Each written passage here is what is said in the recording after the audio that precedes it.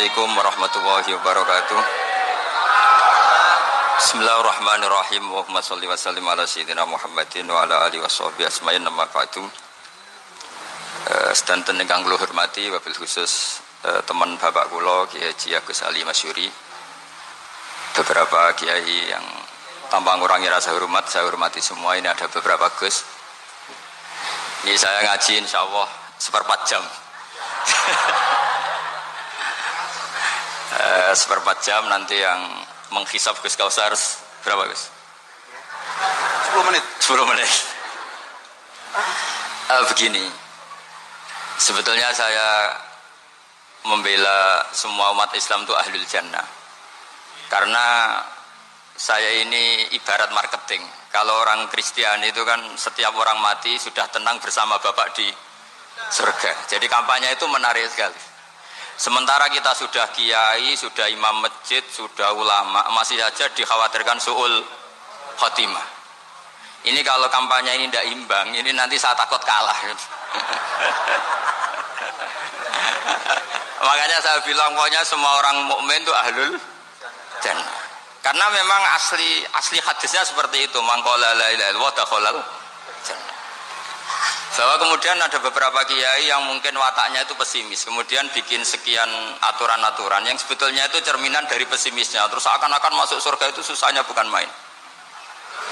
Nah itu saya tidak setuju, karena tadi pasti kalah dengan kampanye sebelah yang setiap orang mati dibilang sudah tenang bersama Bapak apa? Di surga. Jadi ini penting. Terus kedua saya bilang agama ini sudah begitu baik. Masa kunci surga sudah dibocorkan, miftahul jannah la ilaha illallah. Masa sudah pegang kuncinya nggak jadi masuk surga, itu kan aneh. Ya sudah masuk saja, tapi tidak usah minta bantuan saya, masuk aja, kan sudah pegang kuncinya. Terus ketiga, kenangan terburuk saya ketika jadi kiai itu gini, saya ada beberapa guru SD datang ke saya. Ini agak-agak masalah besar. Gus, boleh enggak buka ujian nasional yang masih disegel? Semua guru bilang nggak boleh, itu kriminal kan. Ada satu guru yang bikin analogi agak kacau. Boleh saja. Wong ujian di kuburan saja dibocorkan para kiai nggak apa-apa. Itu.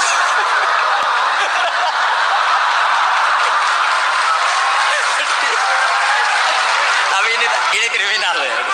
Perhatian kepada kiai, nggak boleh memukul pemateri.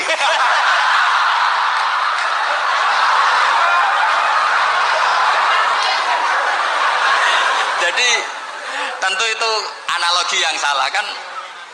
Marrobuka kan, Tuhan kamu siapa, Nabi kamu. Tuhan kamu siapa, Nabi kamu siapa, imam kamu siapa. Ini kan sudah dibocorkan oleh para kiai. Artinya apa? Nak raiso jawab kebablasan gitu.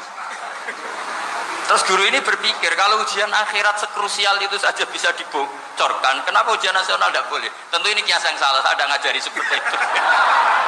Tapi saya ngajari ke kalian betapa mudahnya masuk surga. Kunci jawaban sudah dikasih, kunci pintu masuk sudah dikasih. Kok sampai tidak masuk, ini kebablasan. Paling salah gurunya. Jadi ini kenapa saya sering cerita orang mukmin semuanya itu min ahlil jannah. Itu saya jamin. Sama tidak usah takut su'ul khotimah, tidak usah takut berlebihan seperti itu. Karena setahu saya, setidaknya saya mewakili ulama zaman ini. Rata-rata guru kita ini bermadzhab Syadzili dalam berkeyakinan berpikir tentang Allah. Di antara ini yang mulai saya ngomong serius, supaya tadi kan guyonannya sudah diambil Gus Reza sama Gus Kausar. Saya tahu kenapa mereka guyon. Kalau ngomong serius takut kalah sama saya.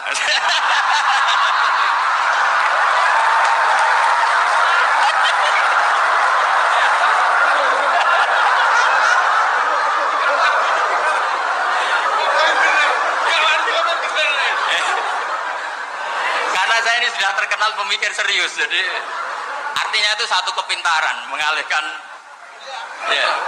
sudah itu satu kecerdasan. Tidak hanya ngalim tapi betul cerdas. Jadi itu bukti beliau ini cerdas itu. Saya berpikir begini, ini madzhab Syadzili, kita semua tentu Syadzili karena kita semua ngaji kitab Hikam. Kita tahu kitab Hikam itu muridnya Abul Abbas Al-Mursi, Abul Abbas Al-Mursi muridnya Syekh Abil Hasan Asy-Syadzili. Saya masih ingat betul makalah itu dan saya ulang-ulang setiap saya ngajar di sarang saya ajarkan itu. Kilali kata Abdul Hasan Asadili, saya pernah dapat hatif, dapat semacam ilham. Apa makna min syarril waswasil khannas? Itu kata beliau dijawab oleh hatif itu. Hatif itu nggak perlu diterjemah tadi ada karena tadi diajarin itu. Apa yang dihidupkan itu nggak perlu dijelaskan. kata hatif tadi, waswasun yadkhulu bainaka wa baina habibika. Yunsika altofahu alhasanah wa yudzakiruka af'alaka asayah wa yukassiru indaka dzatas shimal wa yuqallilu indaka dzatal yamin liya'dila bika an husni dzanni billah ila su'i dzanni billah. Jadi yang dikatakan waswas adalah kamu digiring untuk hanya ingat sisi-sisi kamu yang negatif, dilupakan bahwa Anda punya sisi-sisi yang positif. Misalnya seperti ini, mungkin secara fikih tadi banser-banser tegas, wah ini masalah lelaki perempuan dipisahkan gini-gini. Tapi kenapa Gus Ali bilang ya sudah gini gak apa-apa. Sebetulnya ada rukhsah itu karena ini di depan umum. Yang paling pantangan Nabi itu layak khulwana rajulun bimro'atin. Ini ada yang menjaminnya katanya. Malah khawatir saya di sini dipisah tapi setelah berduaan nggak bisa. Jadi toleransinya karena ini di depan umum itu masih ada toleransinya. Layak khulwana rajulun bimro'atin. Begitu juga ketika kita dosa, misalnya kita dosa. Orang Islam setiap dosa itu pasti ingat salahnya, kemudian istighfar. Dan ketika satu kebaikan dibandingkan keburukan, itu kata semua ulama, karena sayyi'ah itu bernilai 1, kebaikan bernilai apa? 10. Itu masih surplus berapa? 9. Jadi itu cara berpikir Abdul Hasan Asadili. Kenapa kamu harus berpikir positif tentang Tuhan? Sekali berpikir tentang negatif, itu bahaya betul. Misalnya begini, kamu berpikir tak rewangi jadi kiai, sujud, rukuk, ternyata aku tetap lebih neraka. Gunane apa? Itu menurut saya kan nggak punya akal. Sujud itu satu kelaziman menghamba kepada Allah. Normalnya seorang hamba itu ya sujud. Kemudian gara-gara kamu ingin masuk surga, terus logika kamu dibalik. Gunanya apa saya sujud? Ternyata saya masuk neraka. Itu pertanyaan yang benar-benar bodoh dan itu menjadikan Allah benci. Logikanya dibalik begini. Ini saya ngomong serius karena ini bentuk kemenangan saya. Ini bentuk kemenangan saya. Saya berkali-kali ngomong di kota pelajar di Jogja karena banyak pengujinya juga. Bukan sekedar pendamping tapi penguji. Banyak yang profesor, bukan sekedar dokter, banyak yang profesor. Jadi biar ini dok. Begini, saya pernah ditanya sama seorang dosen, Gus, saya ini ngaji hadis banyak, tapi ada yang saya tidak paham, yaitu mangkola la ilaha illallah dakhalal jannah, ada kalimat wa in zana wa in saraka. Meskipun pernah zina, pernah maling. Ini kan seakan-akan mentoleransi perzinaan dan pemalingan. Terus saya bilang, oh makna hadis itu seperti ini. Jadi kebenaran absolut, kebenaran yang mutlak itu tidak akan terganggu oleh status perilaku seseorang. Saya berkali-kali memberi contoh. Orang yang ditangkap KPK akan bilang 1 tambah 1 2. KPK-nya juga bilang 2. Rivalitas dalam politik, Pak Prabowo ya bilang 2, Pak Jokowi juga bilang 2. Orang yang zaniyah, yang lonte pun akan bilang 2. Muftinya juga bilang 2. Ketua MUI-nya juga bilang 2. Artinya gini, kebenaran yang absolut adalah kebenaran yang siapapun akan meyakini seperti itu. Seperti 1 ditambah 1 2. Kamu punya musuh bilang 2. Kalau ibu-ibu ini punya maru ya marunya bilang 2 tadi tambah mama. Enggak tahu saya terjemahnya apa tadi. Nah, kebenaran yang absolut itu kebenaran yang siapapun pasti mengakui. Dan uniknya begini, saya pernah ngaji acara himmah, acara pondok sarang di Demak. Kalau kamu bilang 1 ditambah 1 menjadi 2, untuk mengatakan 2 itu kamu butuh hadiah enggak? Mereka semua jawab enggak. Kita semua enjoy saja mengatakan tembok itu putih. Kenapa? Karena memang putih. Kita mengatakan 1 tambah 1 2 karena memang kita tanpa presentasi dapat hadiah, dapat penghormatan. Kenapa untuk mengatakan Allah itu Tuhan kita butuh surga? Memangnya kalau tidak ada surga Allah tidak jadi Tuhan? Ini problem orang soleh-soleh yang terlalu pesimis. Makanya nanti orang-orang soleh itu masuk surganya berat. Tapi kalau orang alim lebih gampang kira-kira seperti itu. Iya, karena kan imannya lebih bagus. Dalam hadis qudsi Allah ini yang dibuli orang-orang soleh. Laulam akhluk jannatan wala naron alam akun ahlan an uto'a, dalam hadis qudsi itu. Kalau saja saya tidak menciptakan surga dan neraka, apa saya tidak jadi Tuhan yang perlu ditaati? Apa kalau kamu tidak saya kasih uang 1 juta terus bilang 1 tambah 1 11? Enggak kan? Tetap bilang berapa? 2. Kalau kebenaran absolut yang 1 tambah 1 kamu bilang 2 meskipun tanpa mendapat hadiah. Kenapa untuk bilang Allah Tuhan kamu butuh hadiah surga? Itu kan serai ikhlas belas. Makanya saya terus mengajarkan ikhlas. Ikhlas itu bisa dilatih dengan akal, dengan pikiran, bil ilmi lah. Harus dilatih. Nah di sini ini momen atau makna yang mestinya harus difahami wa inzana bahwa kalimat ini sah meskipun dilafatkan seorang yang pernah zina. Sama seperti 1 tambah 1 2 sah diucapkan siapa saja sah. Dan siapapun akan mengucapkan itu secara ikhlas. Ini penting saya utarakan. Sehingga setelah ada firqah-firqah takfiri yang mengatakan orang megang keris itu syirik, ke kuburan syirik, ini syirik. Itu salah besar. Salahnya adalah tadi kalimat-kalimat atau kebenaran-kebenaran absolut ini sudah jadi sibghata wa man ahsanu minallahi sibghah. Kalimat ini begitu absolut di hatinya orang mukmin. Sehingga ketika terganggu oleh hal-hal yang adat istiadat kayak pegang keris, kayak apa, ini tidak mengganggu. Tetap kualitas iman ini di atas keyakinan adat membawa apa keris. Kalau orang membawa keris menjadi syirik karena percaya sama makhluk. Orang misalnya kejawen kalau nggak bawa keris nggak nyaman. Orang kota itu kalau nggak bawa ATM juga nggak nyaman. Itu tidak dihukumi syirik. Kamu pergi lupa bawa HP nyaman enggak? Enggak, kenapa tidak dihukumi syirik?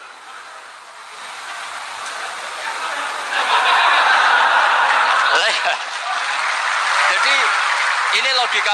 Jadi makanya ini Gus Reza boleh kritik saya tuh berkali-kali bilang saya termasuk ulama yang mau bikin gerakan cangkem elek. Karena nanti kalau saya nisbatkan ke Rasulullah itu tidak pantas karena Nabi ahsanan nasi khalqau wa khuluqa. Tapi saya siap jadi bempernya Rasulullah sallallahu alaihi wasallam. Pernah ada diskusi di Jakarta, ini kisah nyata.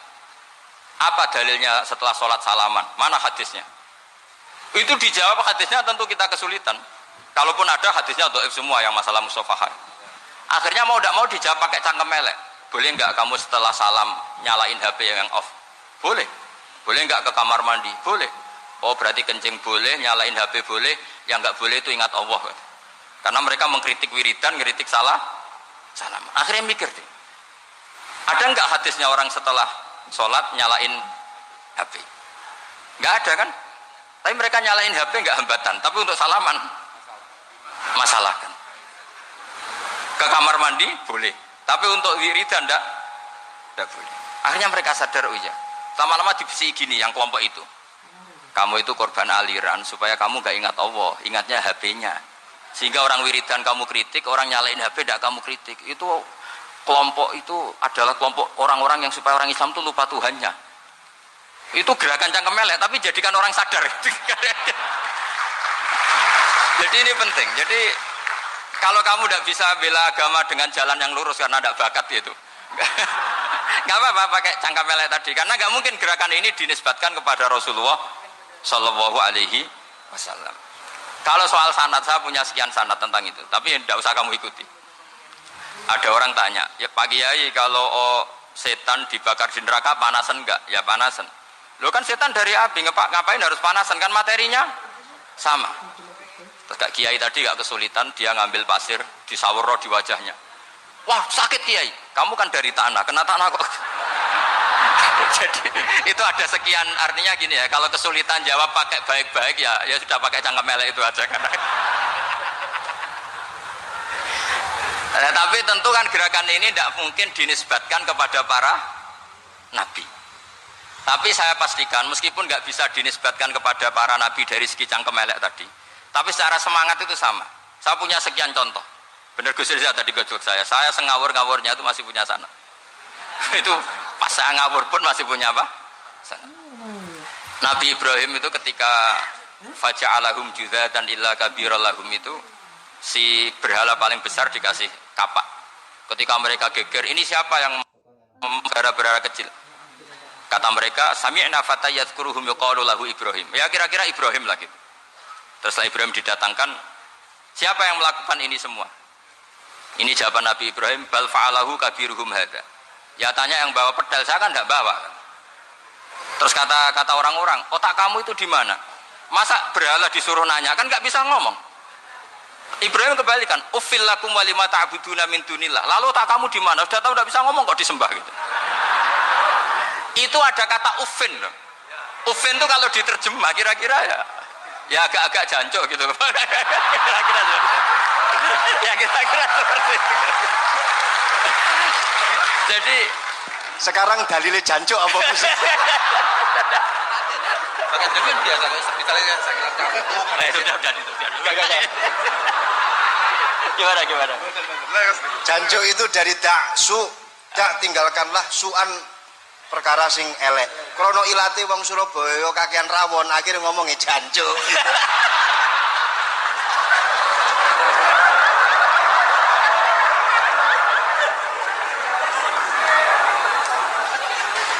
Jadi mulai dulu melawan kebatilan itu harus pakai logika yang vulgar. Karena memang nggak mungkin dengan bahasa-bahasa priayi itu nggak mungkin. Dan ini penting saya utarakan. Nah, kalau nanti nggak mungkin dinisbatkan kepada Rasul karena Nabi adalah ahsanan nasi khalqa wa khuluqa, kita yang ngambil alih saja. Gus Reza, saya, Gus Kaustan ini cara cangkem elek kan pantas. Luas. Selain bakat ya sudah natural. Karena memang itu cara kita menjelaskan kebenaran. Saya ulang lagi, itu cara kita menjelaskan apa? Kebenaran. Mau tidak mau. Saya pernah ditanya sama seseorang, Gus, beberapa nabi itu kan poligami. Poligami itu bukti hiperseks. Karena yang tanya itu orang nasionalis yang nggak pati senang Islam. Terus tak balik tanya, perempuan itu makhluk lemah enggak? Ya lemah. Kalau nolong lama satu itu gimana? Ya baik. Kenapa nolong dua jadi tidak baik? Harusnya kalau nolong tiga tidak baik. Tapi saya ada dukung poligami. Nah, ini cerita saya. Setidaknya mereka jadi ingat. Saya itu pernah ditanya agak-agak orang ateis. Dia benci Islam tapi neliti Islam. Pertanyaan kedua, kenapa dalam perang itu seakan-akan Nabi itu perampok, hartanya orang kafir disita kemudian menjadi ghanimah? Itu kan kayak ngerampok. Terus saya tanya gini, kalau ada penjahat ke rumah kamu kemudian pakai senjata api, setelah kamu ringkus, itu senjata api kamu kembalikan apa kamu sita? Oh ya saya sita, kalau tak kembalikan dipakai ngerampok lagi. Ya sama seperti itu, kalau kekuatan mereka dikembalikan akan dipakai kekuatan mereka lagi. Jadi ya lagi-lagi ini kemenangan orang serius. Karena nanti guyonnya sudah dintekno sama Gus Safa sama Gus Riza. Nah, kenapa saya ngajar begitu rileks, begitu santai? Karena pikiran saya sederhana. Fa innal uqula muttarratun ila qabilil haq. Akal sehat pasti dipaksa menerima apa? Kebenaran. Sehingga kebenaran itu tidak usah kamu ngomongkan secara serius, secara tidak perlu. Kebenaran itu mudah diterima. Saya itu pernah ngaji berkali-kali di Jogja di mana-mana sampai ada buku seorang dokter nulis tesisnya itu bangga lagi menjadi muslim setelah ngaji saya itu. Karena saya menerangkan itu ringan. Orang Islam itu harus mencintai Allah. Ciri utama cinta itu tidak tegang, rileks. Saya bilang begini, kalau kamu pernah 1 tahun digratisi orang rumah, makanan, kamu kira-kira itu mudah nggak mencintai orang yang berjasa sama kamu minjemin rumah dan ngasih makan gratis? Mudah kan? Apalagi kita ini mudah mencintai orang yang minjemin mobil 1 tahun, ngasih rumah 1 tahun, apalagi selamanya. Kenapa kita tidak mudah mencintai Allah yang memberi kita bumi, air, oksigen, semuanya kita dikasih Allah. Akhirnya mereka mikir, wong mencintai seseorang yang ngasih dalam durasi 1 tahun saja mudah, apalagi mencintai Allah yang ngasih kita tanpa batas. Itu disebut walladzina amanu asaddu hubbal lillah. Orang mukmin itu mudah sekali mencintai Allah. Caranya dilatih tadi. Kita mudah mencintai orang yang berjasa sama kita. Kenapa tidak mudah mencintai Allah yang tentu jasanya lebih besar? Nah, karena akhir-akhir ini banyak orang yang terlalu nazir, terlalu kata Nabi kan basyiru walatu nafiru yasiru walatu asiru. Sehingga saya bikin gerakan. Pokoknya semua orang mukmin pasti masuk surga. Nanti soal ada kesalahan-kesalahan kecil yang menjadikan orang su'ul khotimah itu sifatnya kehati-hatian. Jangan menjadi hukum. Hati-hati itu tidak menjadi hukum. Kalau kamu nyupir hati-hati itu bukan berarti pasti kecelakaan. Enggak. Hati-hati itu ya hati-hati saja, tidak menjadi hukum. Ini penting saya utarakan karena kubu sebelah kampanyenya sudah tadi, setiap mati mesti tenang bersama Bapak di surga. Sementara kita mau kampanye, kamu sholat tidak mesti diterima, haji tidak mesti diterima, jadi kiai tidak mesti masuk surga. Coba kalau kita kampanye gitu terus, yang mau jadi muslim itu siapa? Jadi ini sudah tak perhitungkan matang-matang saya milih madzhab seperti itu. Ya ini saya pikir sudah, ini pembandingnya supaya punya waktu. Saya suka sekali. Nah ini yang sesi terakhir ya, sesi terakhir. Saya akan cerita fikih karena Nyun sewu Gus, ada iklan sebentar dari ibu-ibu, pentolan mik kurang dekat ke mulutnya Gus Baha. Sehingga suaranya tidak terdengar sampai ke belakang. Oh, gitu. Pentolannya didekatkan Gus. Oh, iya. Ini kalau ngomong konotasinya itu mesti nyerempet. Sudah apa ya? Sudah ahlinya di situ. Ya malah kayak di situ.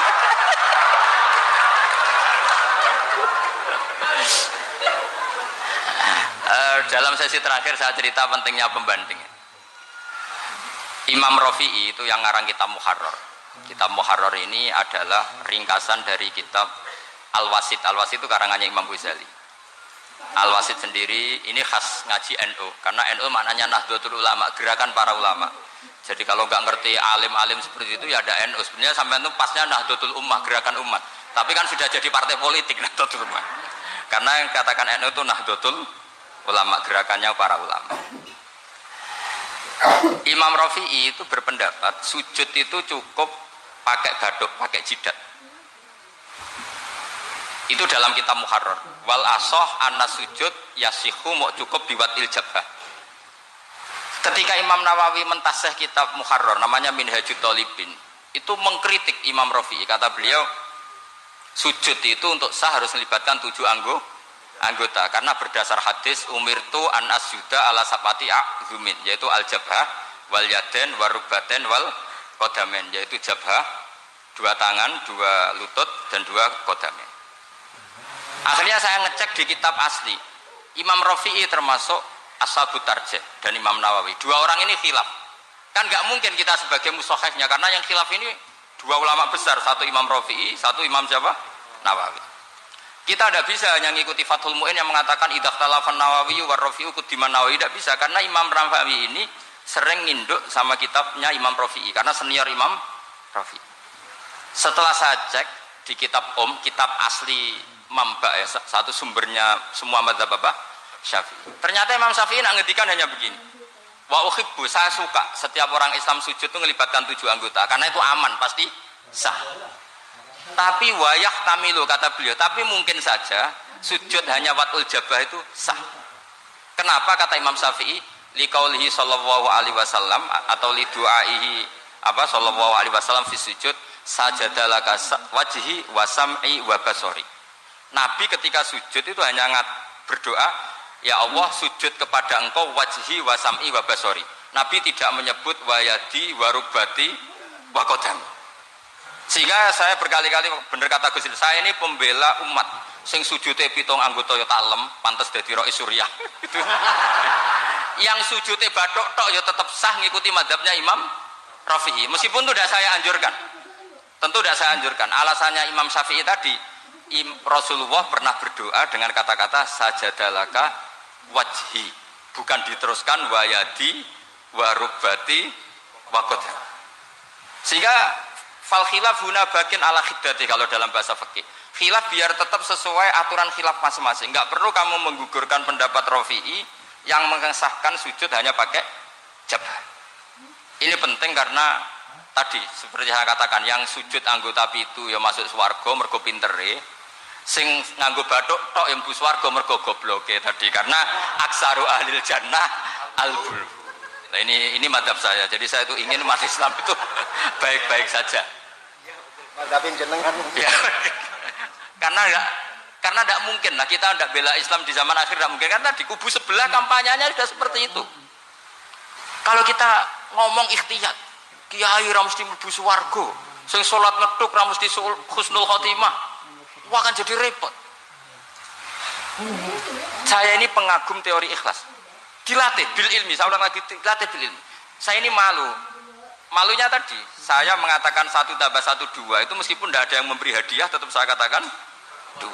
Saya mengatakan air itu dingin, tidak ada yang ngasih hadiah, saya akan bilang kalau air itu dingin, kalau api itu panas. Untuk hakikat-hakikat seperti itu saja saya jujur tanpa ingin imbalan. Tapi ketika hakikat mengenai Allah kok saya minta imbalan surga dan neraka, ini apa-apaan? Kira-kira gitulah, Rois Surya macam apa gitu.